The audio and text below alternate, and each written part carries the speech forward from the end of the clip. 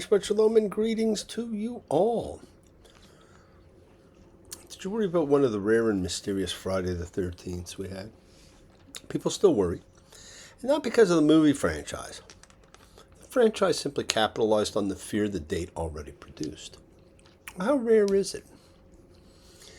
Actually, it is. It'll occur at least once in a year, but can happen up to 3 times. But when it only occurs once, it seems very unusual. But let's face it, even 3 times out of 52 is a paltry 5.7%, and that too is unusual. We consider it primarily unlucky due to what happened to the Templars on this day in 1307, when King Philip IV of France ordered hundreds of them arrested, accused them of heresy, seized all their properties, although their connection to it being bad luck didn't really occur till centuries later. It was the wealth and elimination of a fighting force which the French monarch was after. The belief in 13 being unlucky actually goes back to biblical studies of the Last Supper. They had 12 disciples and Judas Iscariot as the 13th guest. And Fridays were thought to be the day of the fall of Adam and Eve, the murder of Abel by Cain, and the beginning of the flood. So never mind the 13th, it looks like we should be avoiding Fridays altogether. And of course, following Friday the 13th, we have Valentine's Day on the 14th. And don't forget, this week we see the celebration of love. So happy Valentine's Day to everyone, the non-Jewish festival of love. The power of love is a curious thing. Make one man weep, make another man sing. Change a hawk to a little white dove. More than a feeling, that's the power of love. Love is a very curious thing, my friends. And I think every day should be the day to honor love. And right after our day of love, we have the Chinese New Year. Let's hope it comes galloping in and brings change, friendship, camaraderie, and so much more. It's a time to promote friendship, so why can't we all be friends? The Torah told us and tells us in today's reading, we need to look out for each other, each of us. Each the same, and we have quite the reading today. As we know, the Chinese year, and this is the year of the horse, also heralded the final month in the celestial year, Adar Pisces. And 2 weeks after the new moon, on the 14th of Adar, we will be celebrating Purim, which some consider akin to the Jewish Halloween, which, of course, is nothing like, other than people dress up in costume, and there's reasons for that, we'll talk about it. Although to compare an event designed as a genocide, while Israel is accused of genocide, to Halloween seems quite strange. So please join us for our Purim celebration in the reading of the book of Esther, Ishtar, queen of the Babylonian gods. For now, know that it is a major celebration of what's actually considered a minor holiday.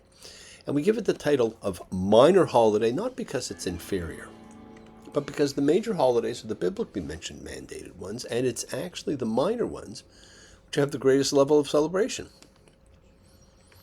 And I'm not sure if you noticed, but I imagine there's some celebration somewhere over Iran's election as vice chair of the United Nations Commission for Social Development.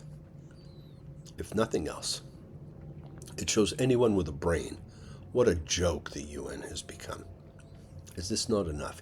Even human rights advocates and policy analysts have condemned the UN's hypocrisy when it comes to its treatment of undemocratic regimes. And I noticed that there's still much about Nancy Guthrie, and we all hope she's safe, certainly with more people looking out for her and caring for her than for any of the Jews anywhere. But there's not much coverage on the maniac who killed 8 and wounded dozens of people in British Columbia the other day. I wonder if perhaps, because the shooter was trans, we wouldn't want to be negative toward that growing percentage of the population, up to almost 0.7%. And I'm sure in another 10 or 20 years, it may even hit 1%. So let's take away everyone's ability to have a gun instead of dealing with the mental problems of today's youth, which is what Canada does. If we disarm everyone, then maybe the odd mental case wouldn't be able to harm anyone. But I guess we'd have to take away all the knives, too, as demonstrated in Britain just a few months ago, when 9 were left with life-threatening injuries, as the number of random stabbings takes place in skyrocketing numbers. Most of it religious-based. But of course, guns have been banned in Britain for years, so they have to work on knives. Now, we're living in a world rapidly descending into a state of madness.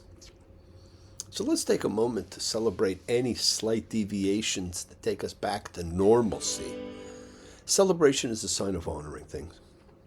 Great gatherings occur with great celebrations, just as we gather as a like-minded group, a collective consciousness of seekers showing faith, any and all faith, love, any and all love, a true havura, which is a fellowship, as we express our nature of kindness, compassion, thoughts, feelings, hopes, dreams, and wishes, unites us all in this community house of spirit, Beth Ruach, and our approach, each of us,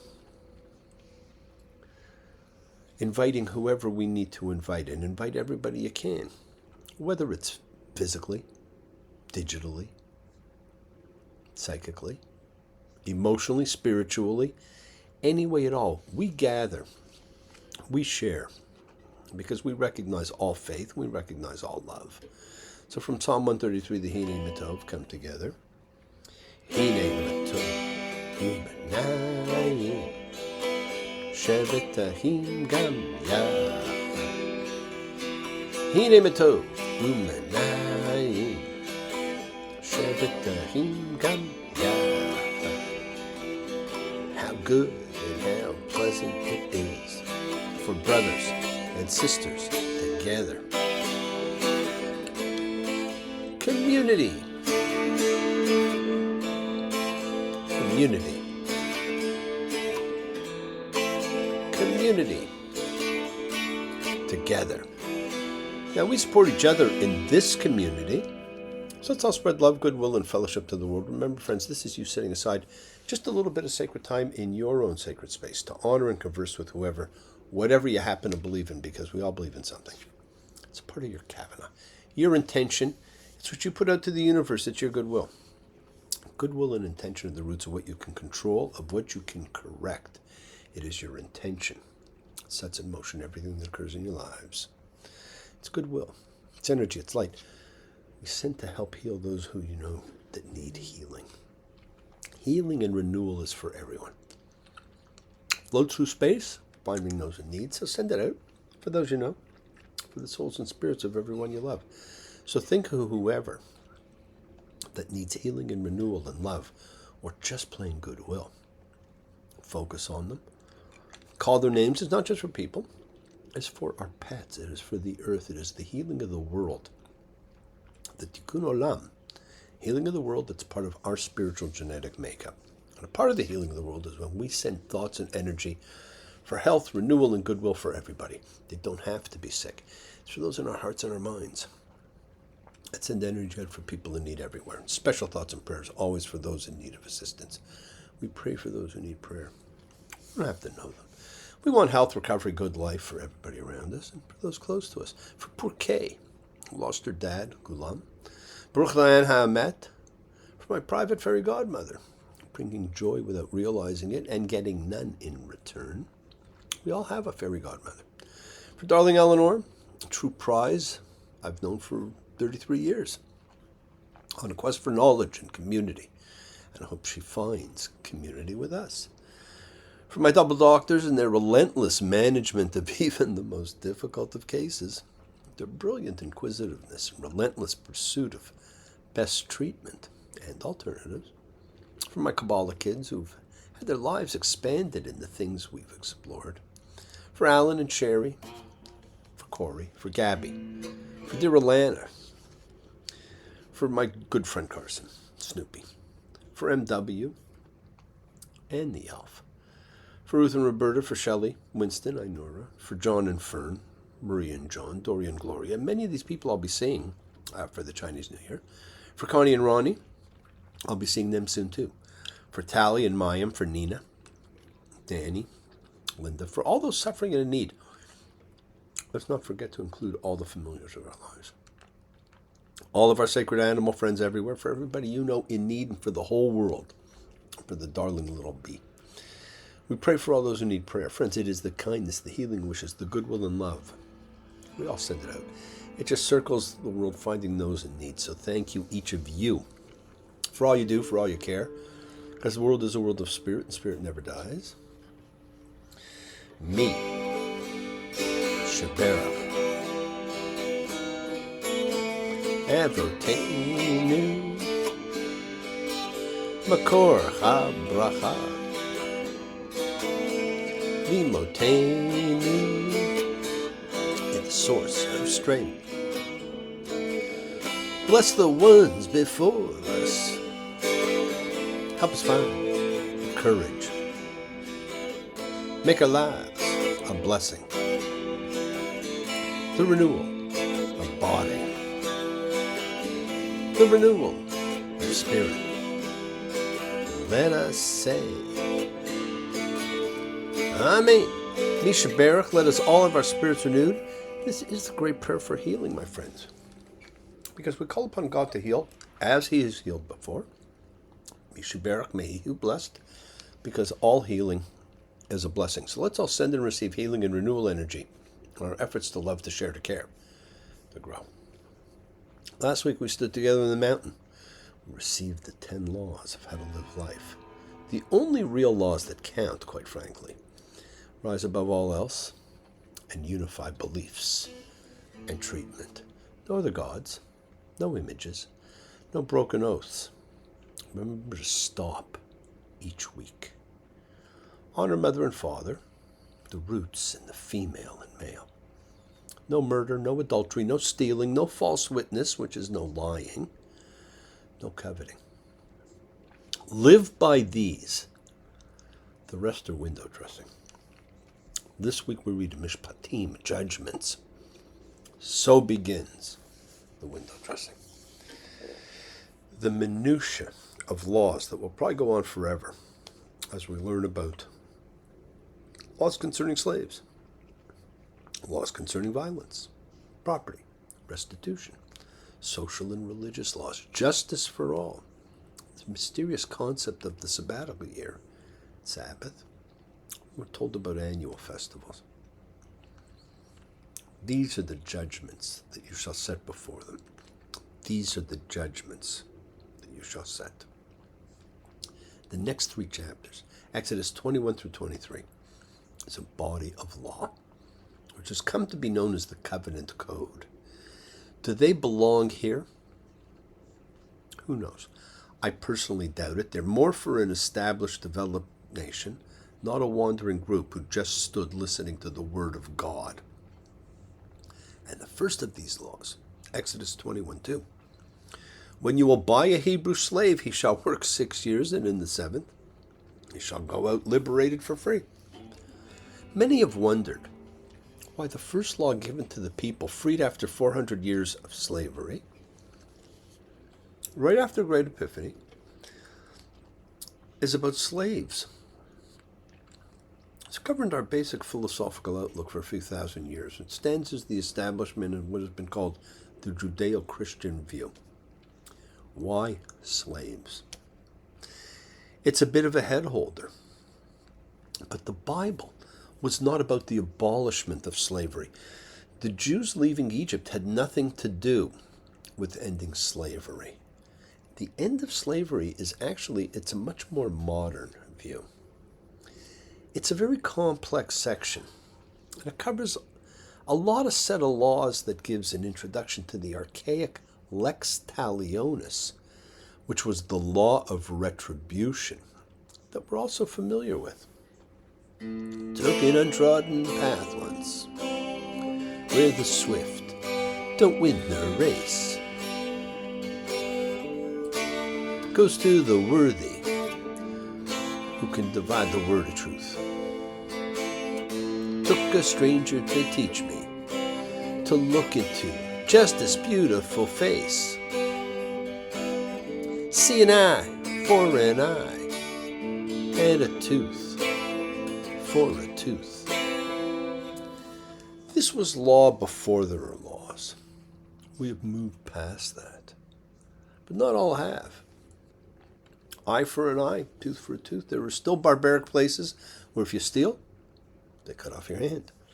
Their system of justice is archaic, pure retributive, controlling, fear-inducing. Leave it in the ancient past, my friends. Move on. Let's not see it rise here. This week is every week. Look for what to take for yourself. And everyone should. What strikes you will be different in any given reading than what strikes somebody else. This book is not like most. This book is not a one read and put it away and say, read it book. In every reading, there's something new. It is an organic, alive book you read knowing what comes next. But unlike most books which you put away when you know what comes next, you get something different out of what comes next. So what do I want you to notice in this reading? Could be about slave treatment, property rights, even the annual festivals which have not been set yet, but which are quickly outlined here, only by name, not by ritual. That comes later. But I suggest two things for you to look at. The idea of justice for all, and this concept of a sabbatical year. Sabbath was so important. It was the most important of the commandments that God gave. Now, friends, the weakest members of society are to be the most protected. So what happened? Emphasis from early biblical times was on decency and dignity. Exodus 22:25. If you take your neighbor's clothing as security, you shall give it back to him by the sunset, because it is his only apparel. It is his clothing for his skin. What will he sleep? And it will be when he will cry out to me that I shall listen, because I am gracious. Here's the real important rule to keep in mind. The rest is not so important. Who cares if you practice magic? No. Exodus 22:20 reminds us, you shall not persecute an alien. You shall not oppress him, because you were aliens in the land of Egypt. You shall not degrade any widow or orphan. If you will degrade them, when they cry out to me, I'll hear their cry, my anger will flare, and I'll kill you with a sword. And your wives will be widows, and your children orphans. There is to be no persecution of aliens, widows, children. The poorest, most downtrodden members of society, but with the same worth as you and I. All people are to be respected. All people are to have equal treatment, equal justice, equal rights. And just as there were two plagues warning about mob rule, there's a reminder of two very important ethical and moral issues. You shall not be following many to do bad. And you shall not take a bribe. Because bribery will blind those who can see and will undermine the words of the virtuous. Again, you don't follow the many to do bad, and you take no bribes. God sees all. God listens to all. He listens to everybody. To the cries of the poorest, same as the cries of the richest. Cries of the downtrodden, equal to the cries of the holy. The true rules of society are applicable to all, and they are about dignity. I'm looking east, looking west, see people cursed, see people blessed, asking everybody like a man possessed. Have you seen dignity? Dignity is for all, must be extended at all times to all, and it reaches all aspects of life. If someone loses something, Exodus 23:5, if you'll see the ass of someone who hates you, sagging under its burden, and you would hold back from helping him, you shall help him. We're here to help. We're responsible to our community and to what is morally and ethically right. Exodus 23:8. You shall not take a bribe, because bribery will blind those who can see and will undermine the words of the virtuous. And you shall not oppress an alien, since you know the alien soul, because you're aliens in the land of Egypt. These things keep getting repeated over and over again. Watch for it. No one is to be treated better or worse. Everything is about decency here. We get another reminder of the warning we were given before. Exodus 23:2. Do not follow many to do bad. I can't emphasize this one enough. Do not follow a group, a crowd, a majority.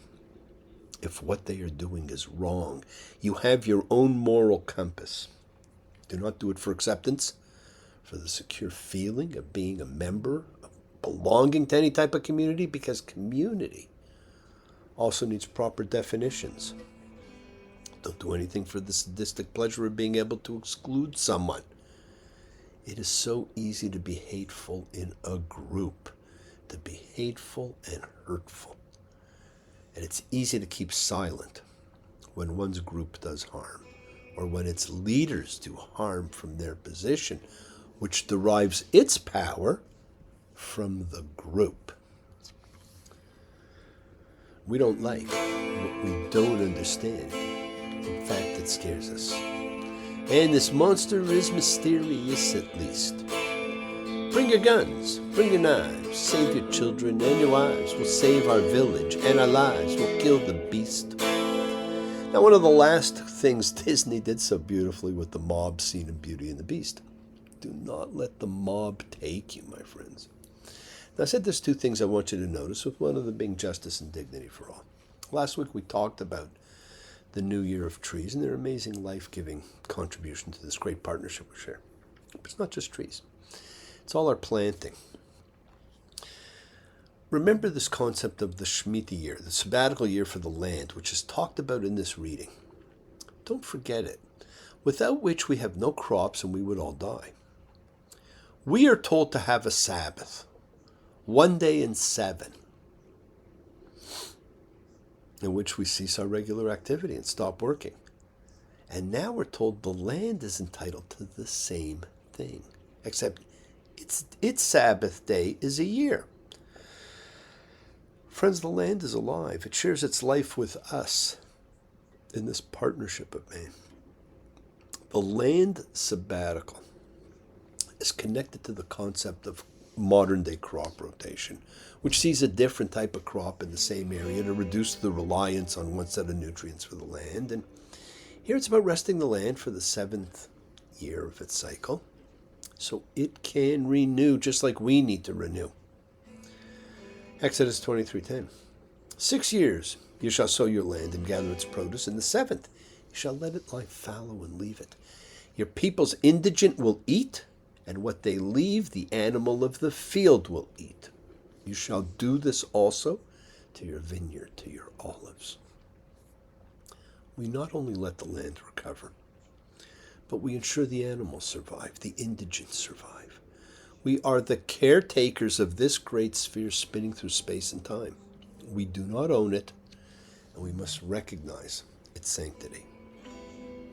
And in concluding this section, we're given a schedule of holy days. Exodus 23:14. You celebrate 3 pilgrimages for me in the year. You shall observe the festival of unleavened bread, the festival of harvest, first fruits of what you do, what you will sow in the field, and the festival of gathering. At the end of the year, when you gather what you have done from the field. The 3 gathering festivals: Passover, Shavuot, Sukkot. Yes, my friends, the world is sacred. So is everything in it. Express your gratitude, light a candle, make a wish, celebrate your life and the lives of those you love. Share your feelings with them, live free, be free, honor your freedom. Be well, be happy, be blessed. Share and honor the light and all who live in the light and continue to shine. Continue to send everybody you know goodwill and love. Pray for peace and freedom for everyone, and end to terror and hatred. Remember, friends, we're a community. We learn together. We celebrate with each other. We love each other. We share this ride together, men and women equally. Let's all send out love, not fear. Send out peace, harmony, goodwill, and healing to all who need it. And please do learn to forgive, learn to love, including yourself. Open your hearts, honor the relationships of your life. Tell those you love that you love them. Examine your intention. Use them to imprint your will on the universe because we set in motion all that happens in our lives. It is our intention, our kavana, our cause, our effect. Everything is linked. You always have time to forgive and to be forgiven because you have the knowledge of what's good and bad. So acknowledge what you have done wrong to yourself, to God, to any person you've wronged. Ask forgiveness. But do so with sincerity, accountability, vulnerability. Forgive those who've hurt you, my friends, as you learn to be forgiving and compassionate, because the secret of forgiveness, compassion, and peace is acceptance. Can you accept yourself, other people in the world, just as they are? Can you accept life as it is without trying to control it? Because if you do, you can express and experience the peace that acceptance brings. So keep on dreaming, my friends. Keep on being, keep sharing, keep shining, keep teaching. Keep spreading joy and goodwill. Do not follow fear, follow love. It's always in front of you. Work to be present in the body. Expand the heart, quiet the mind, because the deepest source of real power lies in consciousness and the ability to be mindful, aware, present in all of life's circumstances. Love with the heart, because we're all part of a greater whole. Embrace love, not fear, forgiveness, not anger. Be there for someone, because someone is always there for you, whether you know it or not. Continue to explore faith and belief, and do not accept shame as a natural state. Whatever you feel, others have felt. Whatever you've experienced, others have too. We share together, we learn together. We help each other, because we're each of us simply trying to find love and acceptance and support. We all have or could have that special someone in our lives, so find them and tell them what they mean. Take time this week, sometime, anytime, to celebrate. It might be the new month, the new year, new direction of your life. And remember that every day is a day to celebrate love. True love. True love. A gift that gives forever. True love. True love. I have no doubt whatsoever. I found it with you. It's part of my soul. From lifetime to lifetime together. Sharing my joy. Let it console. You've been there forever and ever. Thank you for joining me, my friends. Shabbat shalom and blessings to you all. Take care.